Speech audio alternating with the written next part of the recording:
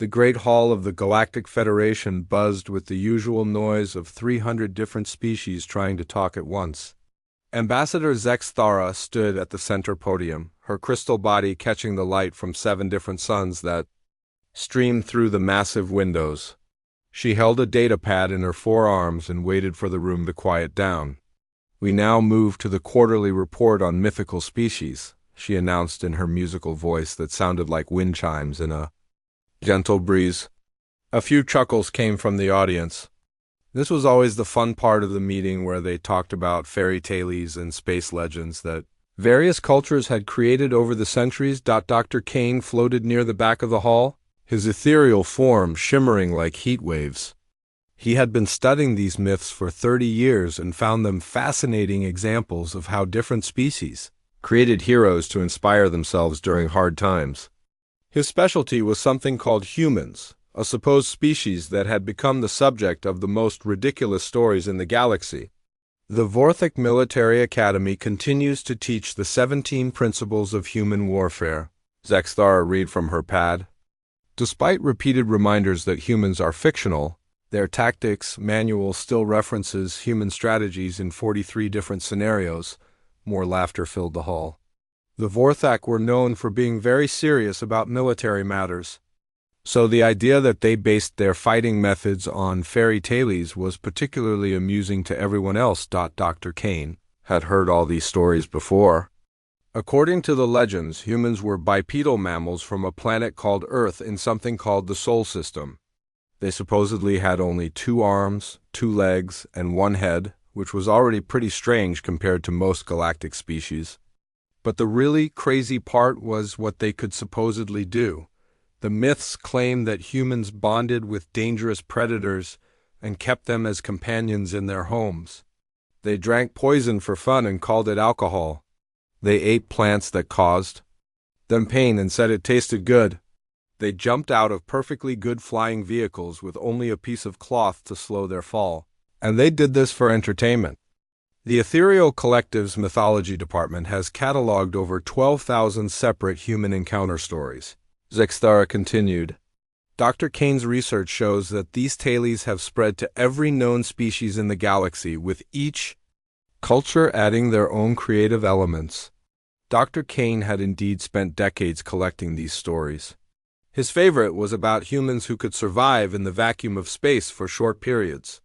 Another popular tale claimed they could punch through battle armor with their bare hands. The most ridiculous story of all said that humans refused to die even when they should be dead, getting back up from injuries that would kill any rational being. The stories always followed the same pattern. Humans were supposedly stubborn beyond belief, charging into fights they had no chance of winning and somehow coming out on top. They never retreated, never surrendered, and never accepted that something was impossible. Every story ended with the humans doing something that broke all known laws of physics, biology, or common sense. Meanwhile, far away from the Federation Hall, Captain Jake Morrison stood on the bridge of his ship and looked out at the stars. He had been out here for 2 years with his small crew, watching and learning about the galaxy that humanity would soon join. His orders were simple: observe everything, record everything, but never let anyone know that humans were real. Dr. Lisa Parker worked at her science station, analyzing data from their latest surveillance mission.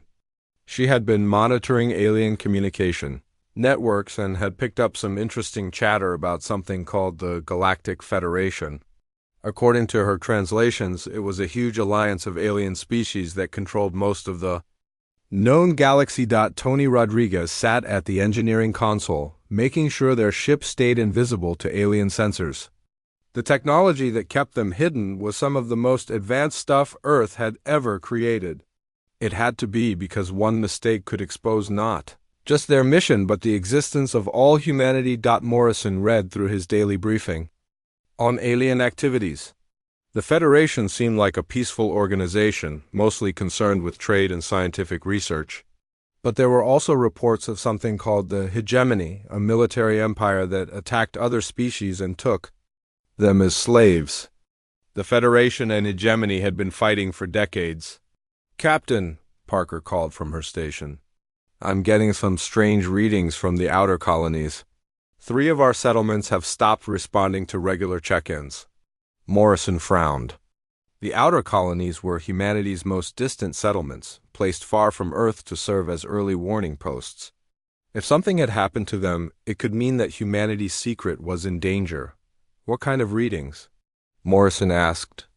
Energy signatures that don't match any known human technology, Parker replied. And there are traces of weapons fire in the areas where our colonies should be? Rodriguez looked up from his console. Captain, if someone attacked our colonies, they might have captured humans. That could expose our entire species. Morrison knew Rodriguez was right. Humanity had spent 50 years preparing for the day they would reveal themselves to the galaxy. The plan was to make contact when Earth was ready, not because they had been discovered by accident. But if aliens had found and attacked human colonies, the plan was already ruined. Set course for New Portland Colony, Morrison ordered. Maximum stealth. We need to find out what happened out there. As their ship turned toward the outer rim, Morrison wondered if they were already too late. Somewhere in the galaxy, aliens were laughing about mythical humans while real humans might be fighting for their lives. The irony was not lost on him that the galaxy's favorite fairy tale was about to become their newest nightmare. The ship jumped to hyperspace, carrying 3 humans toward a discovery that would change everything the galaxy thought they knew about. Myths and legends?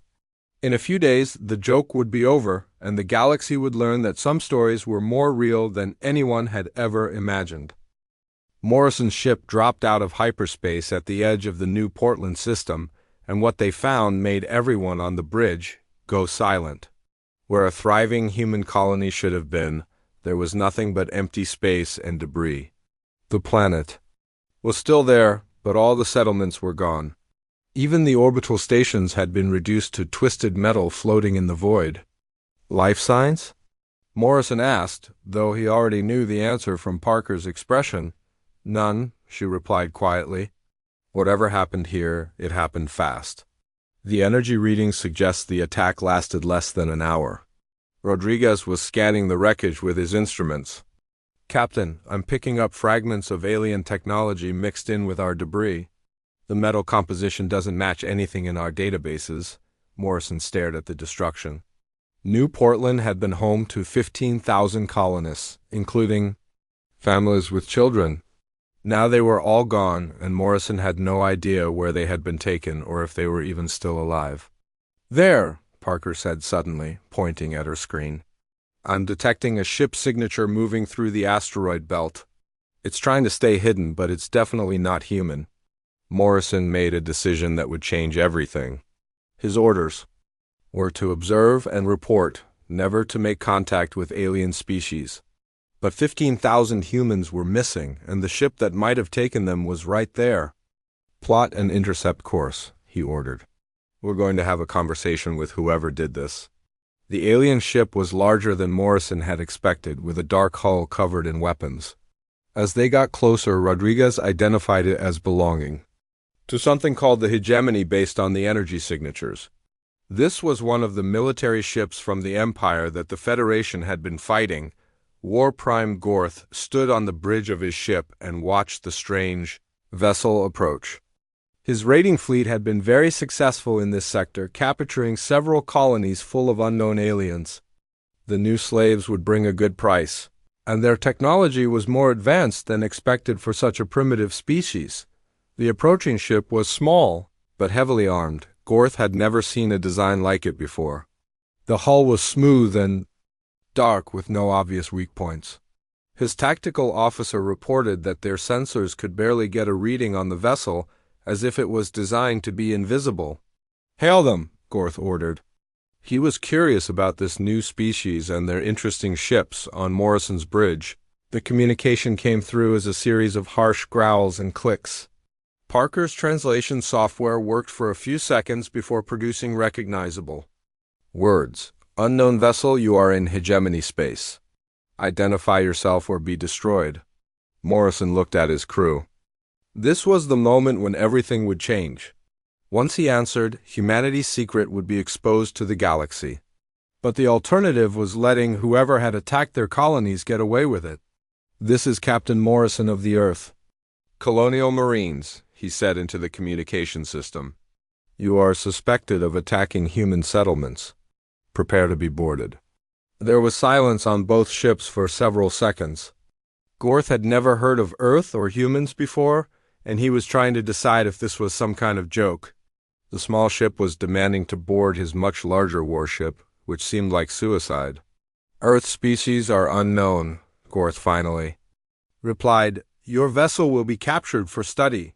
Surrender now or be destroyed. I don't think so, Morrison said, and he ordered Rodriguez to prepare for battle. The fight that followed was unlike anything either side had expected. Gorth's ship was bigger and had more weapons, but Morrison's ship was faster and much harder to hit. Rodriguez had designed their defensive systems based on 50 years of studying alien technology, and they worked exactly as planned. Morrison used tactics that no computer could predict. Instead of fighting like a normal space battle, he treated it like a dogfight between aircraft, using the ship's superior speed to attack from unexpected angles. When Gorth tried to use his longer-range weapons, Morrison closed the distance and fought at point-blank range where the bigger ship couldn't bring all its guns to bear. Just as Morrison's ship started taking serious damage, 3 new ships appeared out of hyperspace. These vessels were clearly different from the hegemony ship, with bright hulls and Federation markings. They immediately opened fire on Gorth's vessel. Commander Elena Vasquez of the Federation ship Aurora had been responding to distress signals from this system when she found 2 unknown ships fighting each other. Her tactical officer quickly identified one as a hegemony raider, but the other ship was completely unknown. The smaller ship is badly damaged, her weapons officer reported. Should we assist them? Anyone fighting the hegemony is probably on our side, Vasquez decided. Target the raider. Gorth found himself facing 3 Federation ships and 1 unknown vessel. His ship was tough, but not tough enough to fight those odds. He ordered a retreat, but not before launching every weapon he had at the mysterious small ship that had caused him so much trouble. Morrison's ship took several direct hits and lost power to most systems. Rodriguez managed to keep life support running, but they were dead in space. Through the smoke and sparks on the bridge, Morrison watched the hegemony ship jump away to safety. Unknown vessel, this is Commander Vasquez of the Federation ship. Aurora, came a new voice over their communication system. Your ship is badly damaged. Do you require assistance? Morrison looked at Parker and Rodriguez. They were alive, but their ship was dying around them. The decision was made for him. This is Captain Morrison. We accept your assistance. An hour later, Morrison found himself sitting in the medical bay of a Federation ship, being treated by a doctor who looked like a walking tree. Parker and Rodriguez were in nearby beds, and all 3 humans were trying to process what had just happened. Commander Vasquez entered the medical bay with several other aliens. She was tall and thin, with blue skin and large eyes. When she spoke, her voice was calm and professional. Captain Morrison, I need to ask you some questions. Our computers have no record of your species or your planet Earth. Where exactly are you from? Morrison realized that the moment of truth had arrived. After 2 years of secret observations, humanity was about to make first contact with the galactic community. He just hoped he was making the right choice. Commander, what I'm about to tell you is going to sound impossible, Morrison began. But my people have been watching your galaxy for a long time. We know about the Federation, the hegemony, and most of the major species. The problem is that you think we're just a myth. Vasquez looked confused. I don't understand. What myth? Parker spoke up from her bed. Commander, have you ever heard stories about a species called humans? The change in Vasquez's expression was immediate. Her large eyes grew even larger, and she took a step backward. Every alien in the room was suddenly staring at the 3 humans with a mixture of shock and disbelief. That's impossible, Vasquez whispered. Humans aren't real. The news spread through the Federation fleet faster than anyone thought possible. Within hours, every ship in the sector knew that 3 actual humans had been rescued from a damaged vessel. The problem was that nobody knew what to do with this information. Commander Vasquez sat in her ready room, staring at a datapad full of reports about human mythology. She had called for every file the Federation had on the subject, and the results were overwhelming. There were thousands of stories, legends, and supposed encounters spanning over a century of galactic history. Dr. Kane arrived on the Aurora 12 hours later, his ethereal form practically vibrating with excitement. He had brought with him the most complete database of human myths in the galaxy, and he was eager to compare them with the real thing. "This is unprecedented," Kane said as he reviewed the initial medical scans of the three humans. According to these readings, they match the physical descriptions from the legends almost perfectly. Bipedal, mammalian, with the correct number of limbs and sensory organs. Vasquez was more concerned with practical matters. "Doctor, these humans claim their people have been watching us for years. If that's true, they know things about Federation technology and defenses that could be very dangerous in the wrong hands." Morrison. Parker and Rodriguez had been given quarters on the Aurora while the Federation decided what to do with them. Morrison knew they were essentially prisoners, but polite ones. The aliens were treating them well while they figured out the implications of humanity's existence. Parker had been allowed access to the ship's computer systems to help with translation protocols. What she found there fascinated her. The Federation had incredibly detailed files on human behavior, tactics, and capabilities. The only problem was that they thought it was all fictional. "Jake, you need to see this," Parker said, showing Morrison a tactical manual on her personal pad. "They have an entire section on human warfare strategies. Look at this, the 17 principles of human combat, including never retreat, never surrender, and always find a way to win." Rodriguez was reading through engineering reports that mentioned human technology. According to this, humans supposedly build machines that work better when they're broken, and they can fix anything with something called duct tape and determination. Morrison laughed despite their situation. "Well, they're not wrong about duct tape. Meanwhile, back in Federation space, the political implications of humanity's existence were causing chaos. Ambassador Zextara found herself in the middle of a crisis as various species tried to understand what this meant for their cultures and societies. The Vorthek collective was particularly upset. Their entire military doctrine was based on imitating human tactics from the mythology files. Now they learned that not only were humans real, but their supposedly fictional fighting methods had made the Vorthek one of the most effective military forces in the Federation. "We have been following the strategies of a real species for over 50 years, General Krex announced to the Vorthek High Command. "If humans are as capable as the legends suggest, they could be our greatest allies or our most dangerous enemies." Other species were having similar revelations. The peaceful ethereal collective had based their philosophy of determination and perseverance on human myths. The technological Zephyrians had incorporated supposed human engineering principles into their designs. Even the Federation's military academies taught courses on human-style tactics and leadership. Dr. Kane was having the time of his life. After 30 years of studying what he thought were fairy tales, he now had access to actual humans who could confirm or deny every story he had collected. He set up his mobile laboratory in the Aurora Science Bay and began conducting interviews with Morrison's team. "According to Myth 2847 in my database, humans can survive in hard vacuum for up to 3 minutes, Kane said during one of their sessions. "Is this accurate?" Morrison thought about it. "With proper training and a little luck, maybe 2 minutes. 3 is pushing it, but it's been done." Kane made a note. "And Myth 4231 claims that humans can consume ethanol in quantities that would be lethal to most species." "That depends on the human and how much practice they've had," Rodriguez answered with a grin. Each answer Kane received made him more excited and more worried. The humans were confirming that most of the myths were at least partially true, which meant that everything the galaxy thought they knew about impossible behavior was actually possible. The situation became more complicated when reports started coming in from other sectors. The hegemony was moving large fleets toward Federation territory, and their tactics had suddenly changed. Instead of their usual direct assaults, they were using strategies that looked suspiciously like the ones from human mythology, War Prime. Gorth had returned to hegemony space with disturbing news.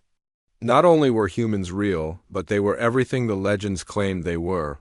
His own ship had barely escaped from a single small human vessel, and only the arrival of Federation ships had saved him from complete destruction. If humans are real and as dangerous as the stories say, we must find their homeworld and destroy them before they can interfere with our expansion. Gorth reported to the Hegemony High Command. The Hegemony military began studying every human myth they could find, but they reached different conclusions than the Federation.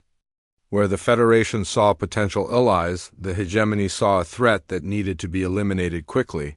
Back on the Aurora, Morrison was beginning to understand the scope of the problem he had created. By revealing humanity's existence, he had triggered a galaxy-wide crisis. Species that had built their entire identities around imitating fictional humans were now learning that those humans were real and had been watching them all along. "Commander Vasquez," Morrison said during one of their meetings, "I think we need to contact my superiors. This situation is bigger than my crew can handle." Vasquez agreed, but she had her own concerns. "Captain, the Federation Council is demanding to know the location of your homeworld. They want to send diplomats to establish formal relations with your government." Morrison shook his head. "I can't give you those coordinates. My orders are very clear about protecting Earth's location." "Then they have a problem," Vasquez replied. "The hegemony is mobilizing their fleets, and they seem to think humans are a threat that needs to be destroyed. If we can't contact your people, we can't warn them or ask for their help." Parker had been monitoring galactic communications and had disturbing news. "Jake, I'm picking up encrypted transmissions that use patterns similar to our own communication protocols. I think there might be other human ships in this sector." Morrison realized that his team might not be alone after all. If other human reconnaissance units were operating in Federation space, they would have been watching the current situation develop. The question was whether they would reveal themselves or continue to stay hidden. The answer came sooner than expected. Rodriguez detected a ship approaching the Aurora using stealth technology that was definitely human in origin. The vessel was larger than Morrison's scout ship, but smaller than most Federation vessels.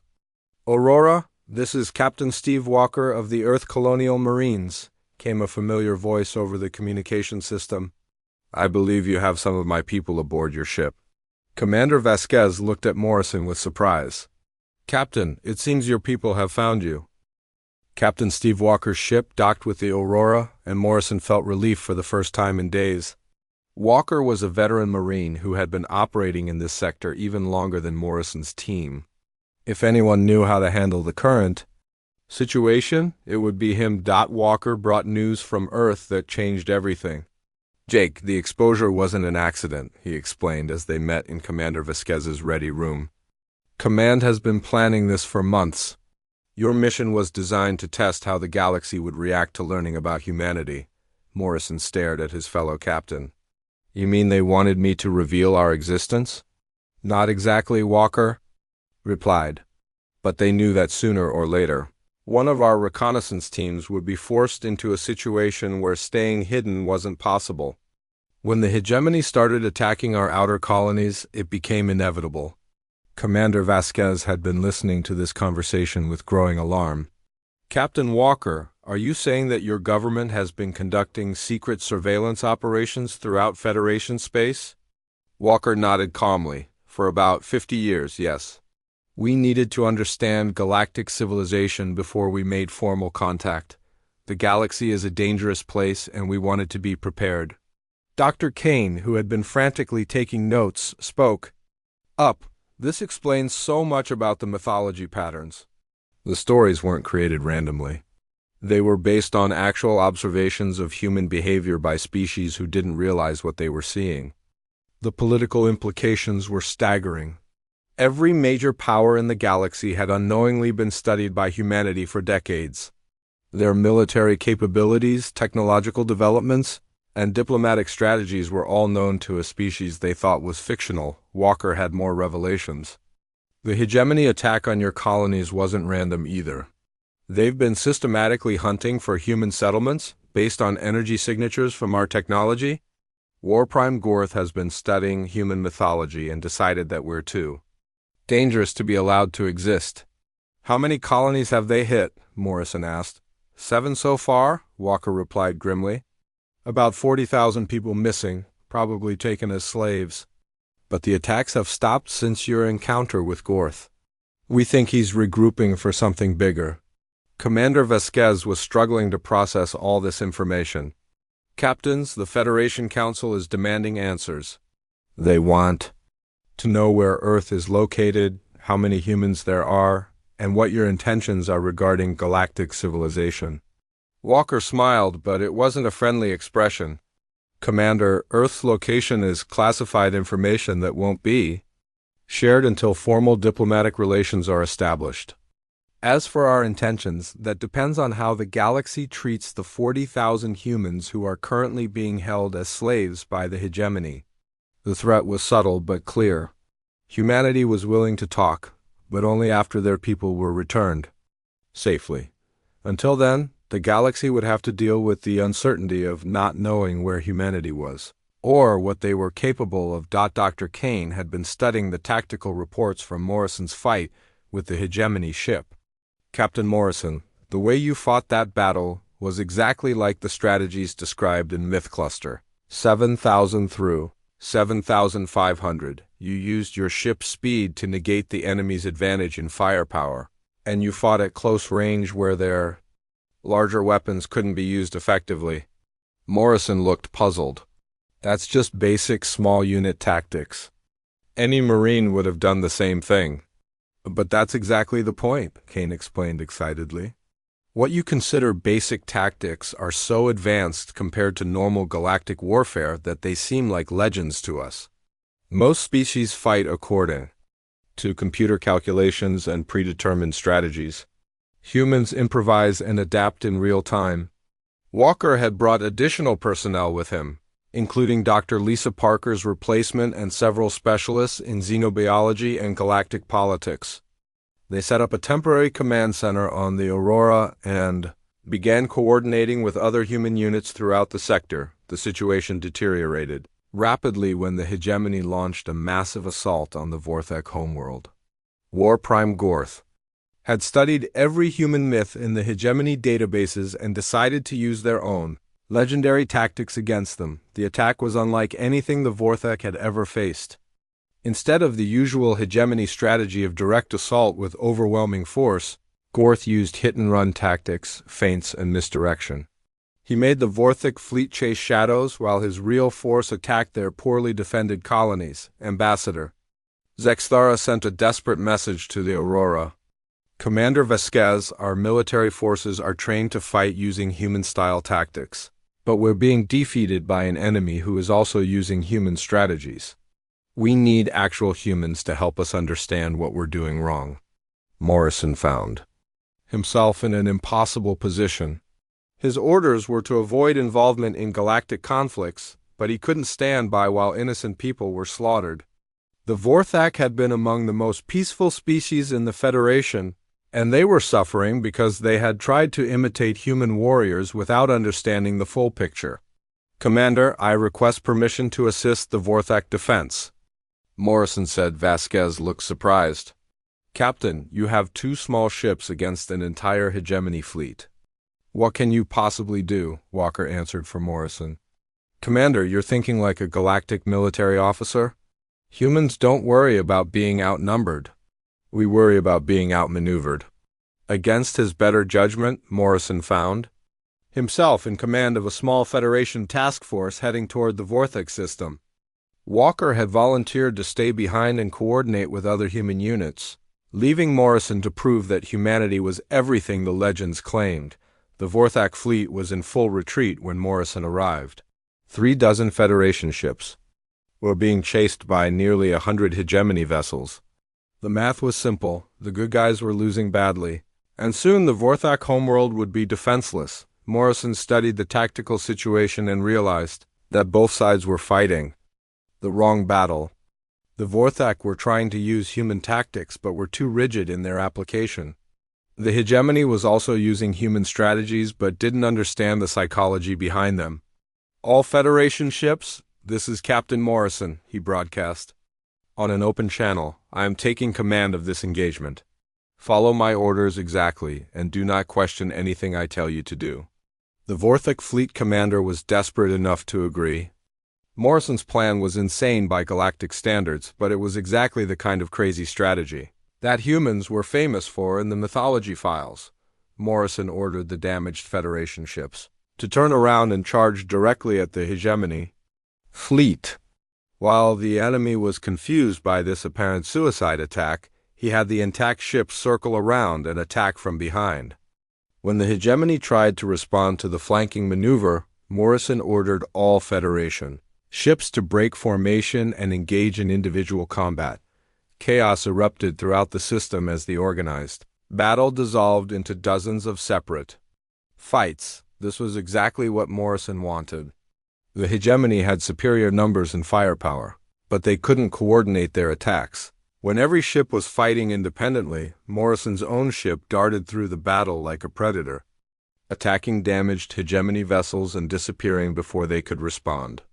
He used asteroids for cover, hid behind larger ships, and even rammed one enemy vessel when his weapons ran out of ammunition.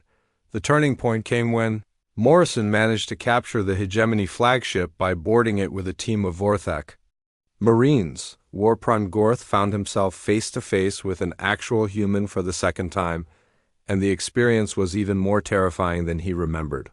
"Your myths were wrong about one thing," Morrison told Gorth as the hegemony commander was taken into custody. "We don't fight like this because we're naturally violent. We fight like this because we refuse to let innocent people suffer while we have the power to stop it." The hegemony fleet retreated, leaving behind their most advanced battleship and nearly 1,000 prisoners. More importantly, they had learned that fighting humans and fighting like humans were two very different things. As news of the victory spread throughout the galaxy, the political situation changed dramatically. Humanity was no longer just a fascinating discovery. They were a military force that could change the balance of power in the ongoing war between the Federation and the hegemony. The victory at the Vorthak homeworld created problems that Morrison had never expected. Within hours, every major news network in the galaxy was broadcasting stories about the legendary humans who had appeared from nowhere to save the day. The Federation Council was demanding immediate meetings. The hegemony was mobilizing for war, and dozens of smaller species were asking for human protection from their enemies. Morrison sat in Commander Vasquez's ready room and watched the news reports with growing concern. The galaxy had spent over a century treating humans as fictional heroes, and now they expected real humans to live up to those impossible standards. "Captain, we're receiving communication requests from 47 different species," Vasquez reported. "They all want to hire human mercenaries, request human military advisors, or ask for human protection. Some of them are offering to pay with entire star systems." Dr. Kane was practically glowing with excitement as he compiled data from the battle. "Captain Morrison, your tactics in the engagement perfectly match 17 different mythological patterns from my database. You proved that the legends were based on real human behavior, not just wishful thinking." Morrison wasn't sure if that was good news or bad news. "Doctor, the problem with living up to legends is that people expect you to perform miracles every time. What happens when we can't deliver?" The answer came sooner than anyone expected. Captain Walker returned with a full squadron of human ships and news that changed everything. The vessels that dropped out of hyperspace near the Aurora were larger and more advanced than anything the Federation had seen before, but they weren't military ships. They were diplomatic vessels carrying Earth's official response to the current crisis. Admiral Patricia Hayes materialized on the Aurora's bridge via hologram, her image projected from the flagship New Yorktown. She was a tall woman with gray hair and the kind of presence that made everyone in the room stand a little straighter. Commander Vasquez, I am Admiral Hayes representing the United Earth Government, she announced formally. I am here to establish diplomatic relations with the Galactic Federation and to address the current crisis involving human citizens who have been taken prisoner by the hegemony. Morrison felt a wave of relief. Finally, someone with actual authority was handling the situation. He and his team were soldiers, not diplomats, and the political implications of humanity's emergence were far beyond their training. Admiral Hayes had brought with her a complete diplomatic staff, including experts in galactic law, xenobiology, and military strategy. They quickly set up operations on several Federation ships and began the complex process of establishing humanity's place in galactic civilization. Dr. Kane was among the first aliens granted permission to meet with the human diplomatic team. He found himself face to face with Dr. Janet Ross, Earth's leading expert on galactic cultures, who had been studying alien societies using the same mythology database that Kane had compiled. Dr. Kane, your research has been invaluable to our understanding of how the galaxy perceives humanity, Dr. Ross explained. What you thought were fictional stories were actually intelligence reports from our reconnaissance teams, filtered through the cultural perspectives of different species. Kane realized that he had unknowingly been Earth's primary source of information about galactic reactions to human behavior. His 30 years of mythology research had helped humanity plan their eventual emergence into galactic society. The negotiations that followed were unlike anything in galactic history.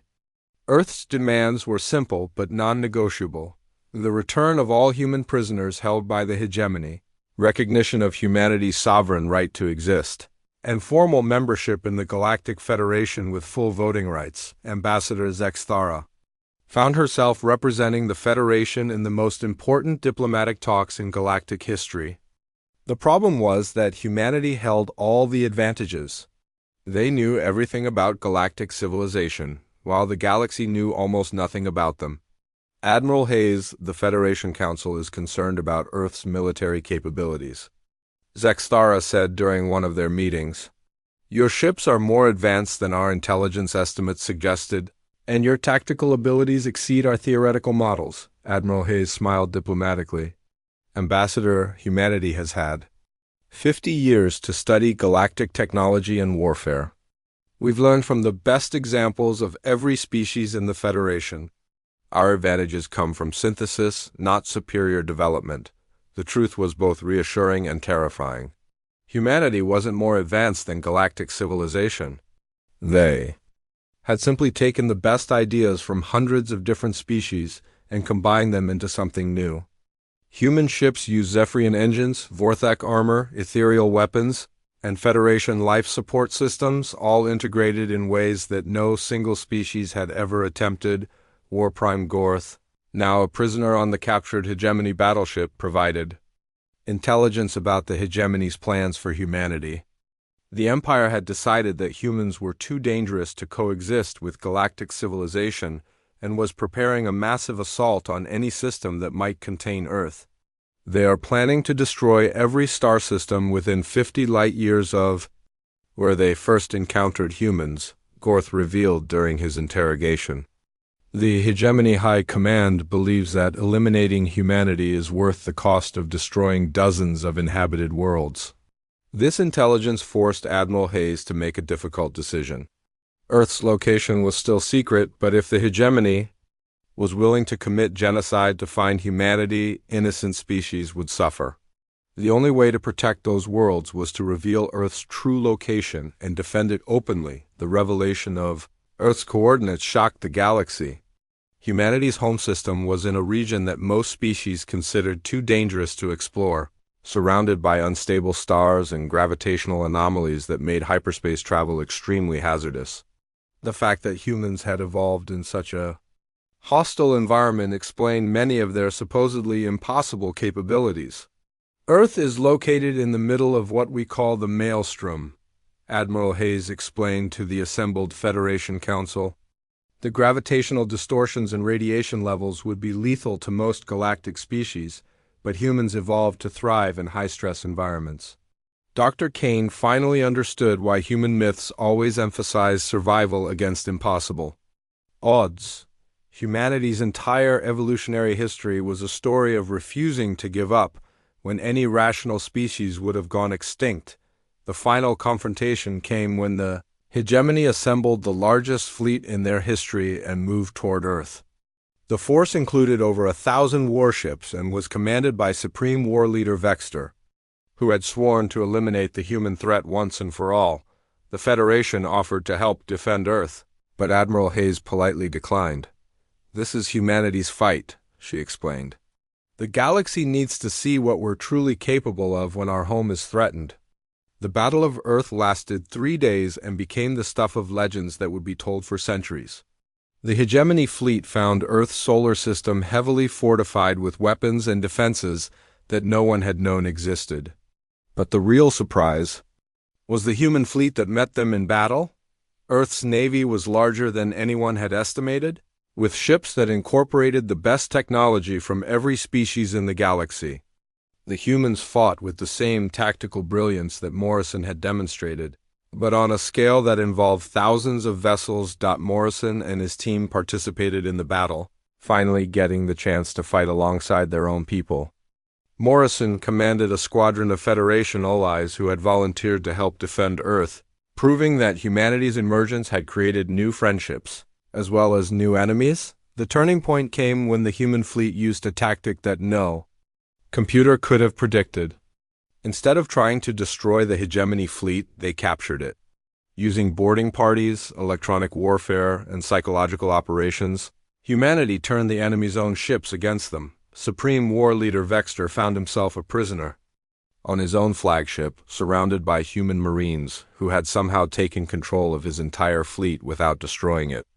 The defeat was so complete and so impossible that the remaining hegemony forces surrendered rather than face the same fate. In the aftermath of the battle, the galaxy finally understood what they had been dealing with all along. Humanity wasn't just another species with advanced technology. They were something entirely new in galactic civilization. They combined the best qualities of every known species while maintaining their own unique approach to problems. The formal signing of the Terran Accords took place on Earth with representatives from every major species in attendance. Humanity became a full member of the Galactic Federation, but on their own terms. Earth would remain independent, sharing technology and knowledge selectively, while maintaining the right to withdraw from galactic politics if necessary. Dr. Kane was appointed as the Federation's official liaison to humanity, finally getting the chance to study the species he had spent his career proving didn't exist. He established a research facility on Earth where he could observe human behavior firsthand and compare it to the mythological database he had compiled. Morrison returned to Earth for the first time in 3 years, carrying with him the knowledge that humanity was no longer hidden.